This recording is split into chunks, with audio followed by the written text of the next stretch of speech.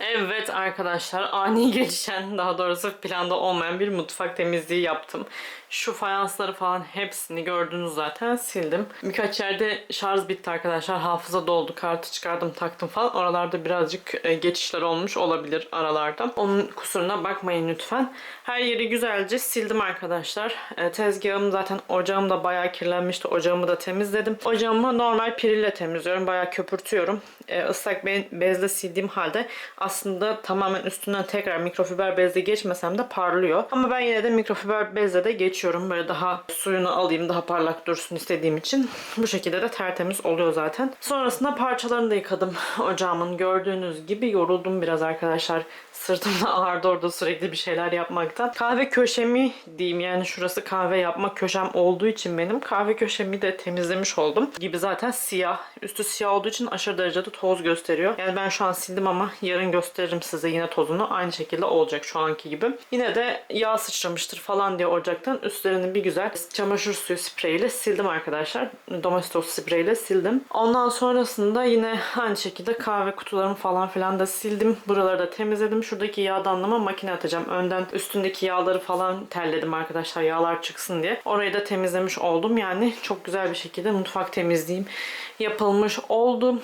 Aslında bir kış temizliğine girişmem lazım arkadaşlar. Gerçekten evin ihtiyacı var çünkü büyük bir temizliğe. Bakın mesela şöyle. Özellikle bu dolaplar çok hızlı bir şekilde ve şöyle göstereyim, çok yağlanıyor ve ben çok yağlı bir yemek yapmadığım halde bu hale geliyorlar. Yani mecburen şimdi bunların silinmesi gerekiyor. Ama sürekli bilgisayarda işlerim, dışarıda işlerim olduğu için bu ara bir türlü o temizleme şeyine giremedim. Ama önümüzdeki hafta kesinlikle artık temizlemem gerekiyor. Çünkü çok gözüme batıyorlar ve kış da geliyor. Hani havalar soğuyunca da çok detaylı bir temizlik yapılmıyor.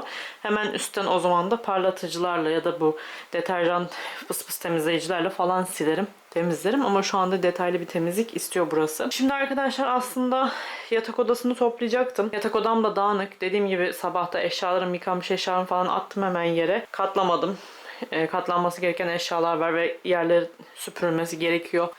Ama duşa girmem de gerekiyor. Bilmiyorum ya, Ikea'ya falan da gitmek istiyorum aslında. Diyorum ki hazır duşa girip çıkıp hazırlanıp Ikea'ya mı gitsem? Saatlerimiz de 4 olmuş. Bir dolaşırım. Hakan dışarı çıktı arkadaşlarının yanına.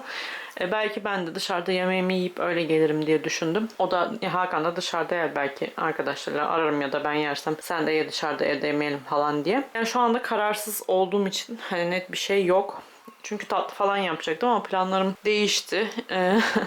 Hazır işim yokken bugün çıkıp gezsem mi diyorum. Her zaman hafta içi özellikle hiç bu kadar müsait olmuyorum. Böyle bilmiyorum, şimdi karar vereceğim arkadaşlar. Bir duşa girmem lazım, o zaten kesin de. Ama en azından mutfağımın bir kısmı temizlenmiş olduğu için birazcık rahat etti. İnşallah yarın öbür gün 2 günüm ya da 3 günümü bu mutfağa ayırmam lazım. Yani buraya taşındığımdan beri mutfak dolaplarını 3-4 kez sildim evet, ama içlerini boşaltıp silmedim. Hep tek tek boşaltıp siliyorum. Yani bundakiler tozluysa ilk bir katını boşaltıyorum, tozunu siliyorum falan. Bu dolabı diyelim bugün.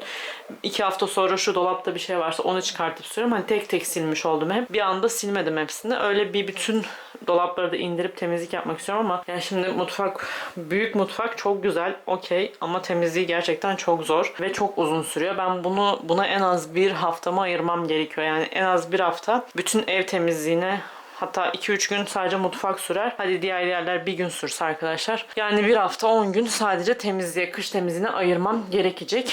Önce kafa olarak da buna alışmam gerekiyor. Kendimi alıştırmam gerekiyor. Neyse çok uzatmayayım. Şimdi ben ne yapacağıma karar vereyim arkadaşlar. Daha sonra tekrar görüşürüz. Evet arkadaşlarım, ben duştan çıktım ama maskemi falan henüz yapmadım. Onu da birazdan sizinle yaparız. Ama şimdi muhallebiyi koyayım diyorum. Hatta yemeğin de işte tavuklarını falan çıkartayım. Biraz sonra yüzüme maske yaptıktan sonra yemeği de hazırlamaya başlarım. O da zaten çok uzun sürmez. Kısa süre hemen şıpşak hazırlarım. Kolay bir yemek. Onun dışında tatlıyı yapayım diyorum. Ikea'dan vazgeçtim çünkü ben duş aldım. Şu an çıktım, hazırlanayım desem saat oldu 5.30, hazırlanmaya kalksam saatlerimiz 6.30-7'yi bulacak. O yüzden vazgeçtim arkadaşlar. Yarın hafta içi falan giderim. Hem daha iyi olur. Kalabalıkta olmaz diye düşünüyorum. Şimdi malzemelerimi hazırlayayım. Ondan sonra da hemen tatlının yapımına başlayacağım. Tavuğumu da çıkartayım ki onu da salınsın. O da yemek için hemen hazır olsun. Şimdi tatlımı yapıyorum.